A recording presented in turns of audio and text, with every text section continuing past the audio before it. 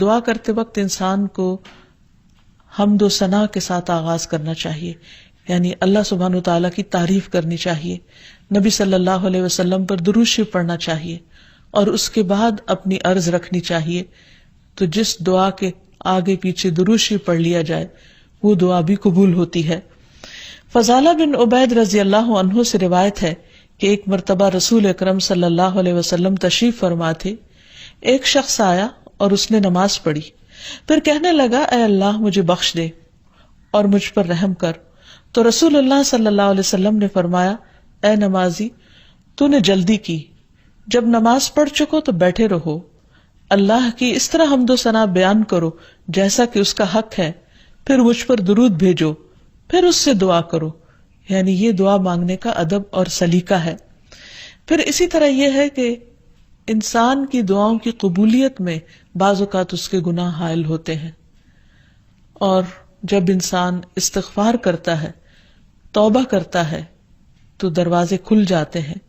اسی لیے انسان جب دعا کرے تو اس کے ساتھ ساتھ اپنے رب سے توبہ اور استغفار کرے.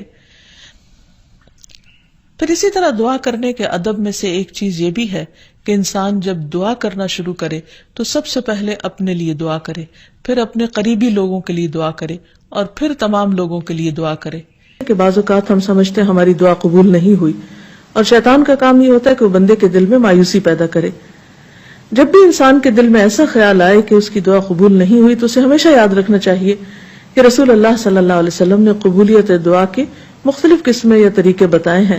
ایک تو یہ کہ جو کچھ انسان مانگتا ہے اس کو وہ مل جائے، یا پھر یہ کہ وہ تو نہ ملے لیکن اس کے برعکس اس کے بدلے میں اس کی کسی مصیبت یا مشکل کو اس سے دور کر دیا جائے یا آنے سے روک دیا جائے. تیسری صورت یہ کہ دنیا میں تو انسان کو اس دعا کے صلے میں کچھ نہ ملے، لیکن قیامت کے دن وہ تمام دعائیں اس کے اعمال نامے میں شامل کر کے اسے ان کا بہترین بدلہ یا جزا دی جائے. ایسی صورت میں جو تیسری صورت ہے، اگرچہ دنیا کے اعتبار سے ایک مشکل صورتحال ہے، لیکن قیامت کے دن بندہ جب اپنی دعاؤں کا صلہ دیکھے گا، اس عبادت کی جزا پائے گا وہاں پر، تو اس وقت تمنا کرے گا کہ اے کاش دنیا میں میری کوئی دعا بھی قبول نہ ہوتی. لیکن دعا کی قبولیت کے لیے پھر کچھ شرائط ہیں. ایک بات تو یہ اس میں جو سب سے پہلے کہ انسان کا رزق حلال ہو، کیونکہ حرام کھانا انسان کی دعاؤں کی قبولیت میں رکاوٹ کا سبب ہوتا ہے.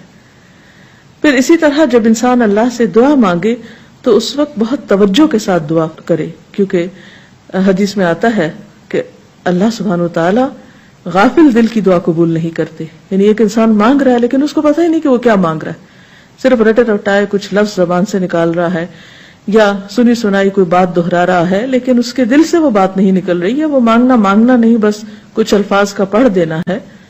تو یہ طریقہ بھی درست نہیں. پھر اسی طرح ہم دیکھتے ہیں کہ دعا سے بڑھ کر کوئی چیز اللہ کے ہاں معزز نہیں. حدیث میں آتا ہے لیس شیء اکرم علی اللہ من الدعاء، کہ اللہ کے نزدیک دعا سے زیادہ عظمت والا کوئی عمل نہیں. ایک اور حدیث میں آتا ہے ولا يرد القضاء الا الدعاء ولا يزيد في العمر الا البر، کہ تقدیر کو دعا کے علاوہ کوئی چیز نہیں بدل سکتی. یعنی انسان کی جو تقدیر ہے، جو لکھی ہوئی ہے، اس میں تبدیلی دعا کی وجہ سے ہو سکتی ہے، کیونکہ اللہ تعالیٰ کے ہاتھ میں ہے سب کچھ. یمحو اللہ ما یشاء ویثبت، جو چاہتا ہے اللہ مٹا دیتا ہے اور جو چاہتا ہے ثابت کر دیتا ہے، لکھ دیتا ہے. تو بات یہ ہے کہ انسان کو ہمیشہ مانگتے رہنا چاہیے اور پورے جزم کے ساتھ، ارادے اور عزم کے ساتھ مانگنا چاہیے. کبھی یہ نہیں کہنا چاہیے کہ اگر تو چاہے تو قبول کر لے، نہیں چاہے تو نہ کرے. نہیں، انسان دعا مانگتے وقت پورا یقین رکھے کہ اللہ تعالیٰ اس کی دعا قبول کر سکتا ہے، اور واقعی قبول کرتا ہے. کیونکہ حدیث میں آتا ہے رسول اللہ صلی اللہ علیہ وسلم نے فرمایا ان ربکم حی کریم یستحیی من عبدہ اذا رفع یدیہ الیہ فیردہما صفرا، تمہارا رب بڑا حیا کرنے والا اور سخی ہے، جب بندہ اس کے حضور ہاتھ اٹھاتا ہے تو انہیں خالی لوٹاتے ہوئے اسے شرم آتی ہے.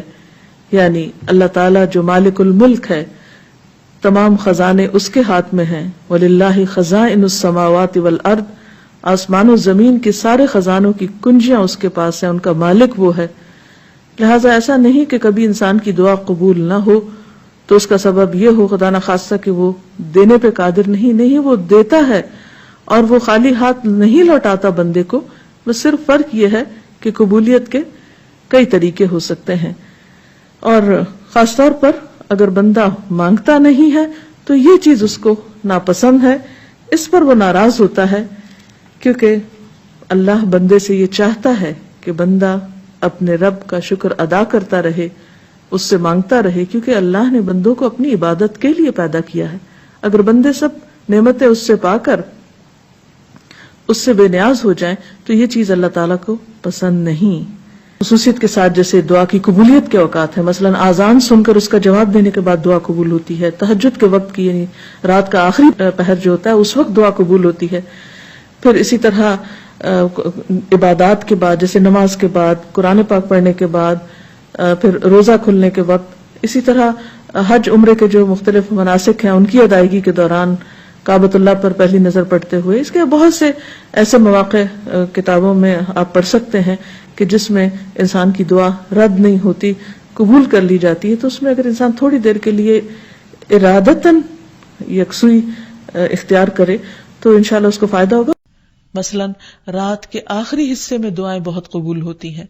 حدیث میں آتا ہے رسول اللہ صلی اللہ علیہ وسلم نے فرمایا، ہمارا رب تبارک و تعالی ہر رات کو اس وقت آسمان دنیا پر آتا ہے جب رات کا آخری تہائی حصہ رہ جاتا ہے.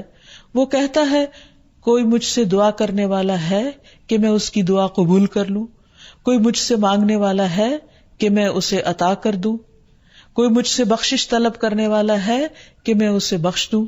یعنی اگر کوئی اس وقت مجھ سے دعا کرے گا تو میں ضرور اس کی دعا قبول کر لوں گا.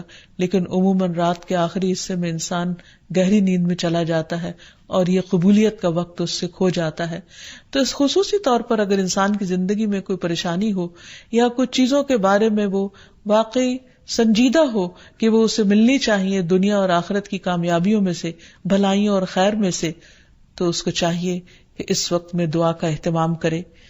نبی صلی اللہ علیہ وسلم نے یہ بھی فرمایا کہ تمام اوقات سے زیادہ بندہ پچھلی رات میں اپنے رب کے قریب ہوتا ہے، پس اگر تم سے ہو سکے تو تم اس گھڑی میں اللہ کو یاد کرنے والوں میں سے بن جاؤ تو ضرور بن جاؤ. پھر اسی طرح آذان کے بعد اور اقامت سے پہلے دعا قبول ہوتی ہے.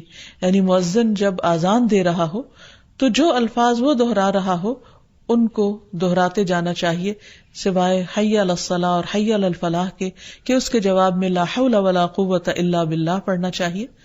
اور جب مؤذن آذان کہہ چکے تو آذان کے بعد کی دعا پڑھ کے درود شریف پڑھ کر جو بھی انسان کے دل میں حاجت ہو وہ اپنے رب کے سامنے رکھے. تو وہ دعا کے قبولیت کا وقت ہوتا ہے، اس وقت آسمان کے دروازے کھلتے ہیں. تو اس وقت انسان کو یہ وقت ضائع نہیں کرنا چاہیے اور چھوٹی چھوٹی چیزیں بھی اپنے رب سے مانگتے چلے جانا چاہیے تاکہ انسان کسی انسان کا محتاج نہ ہو. پھر اسی طرح سجدہ میں انسان اپنے رب کے بہت قریب ہوتا ہے، اس وقت دعائیں خوب سنی جاتی ہیں تو خوب انسان کو پکارنا چاہیے. فرض نماز کے بعد دعا قبول ہوتی ہے، تو فرض نماز کے بعد آیت الکرسی پڑھنا اور دعا مانگنا انسان کے فائدے میں ہے، بجائے اس کے کہ انسان فوراً مصلی سے اٹھ جائے یا ادھر ادھر کی باتیں شروع کر دے. پھر اسی طرح جمعے کے دن ایک خاص گھڑی ہوتی ہے جس میں انسان کی دعا قبول ہوتی ہے، اور اس کے بارے میں ایک روایت میں آتا ہے کہ وہ جمعے کے دن کی آخری گھڑی ہوتی ہے. تو بہرحال جمعے کے دن خصوصی طور پر دعاؤں کے مانگنے کا اہتمام کرنا چاہیے. پھر اسی طرح ماہ رمضان میں ہر دن اور رات میں ایک گھڑی ایسی ہوتی ہے کہ جس میں دعا قبول ہوتی ہے، اس وقت بھی زیادہ سے زیادہ دعائیں مانگنی چاہیے. عرفہ کے دن اللہ سبحانہ و تعالیٰ سب سے زیادہ لوگوں کو جہنم کی آگ سے آزاد کرتا ہے، تو اس دن وہاں کے لوگ جو حج پر گئے ہیں وہ تو دعائیں مانگتے ہی ہیں، اور جو لوگ نہیں بھی جا سکے وہ بھی اس دن کی برکت سے فائدہ اٹھاتے ہوئے خوب دعائیں کریں. پھر اسی طرح بارش ہوتے وقت بھی دعا قبول ہوتی ہے. پھر زمزم پیتے وقت دعائیں قبول ہوتی ہیں. قرآن مجید کی تلاوت کے بعد دعا قبول ہوتی ہے. تو انسان کو ان مواقع سے خوب فائدہ اٹھانا چاہیے. پھر اسی طرح مریض اور میت کے پاس جو دعائیں کی جاتی ہیں وہ بھی قبول ہوتی ہیں. تو اللہ تعالیٰ سے دعا ہے کہ وہ ہماری دعاؤں کو بھی سن لے اور ہمیں قبولیت کے اوقات سے بھرپور فائدہ اٹھانے کی توفیق دے اور ہمیں دعائیں مانگنے کے آداب سکھا دے۔ وآخر دعوانا ان الحمد للہ رب العالمین۔ السلام علیکم ورحمۃ اللہ وبرکاتہ۔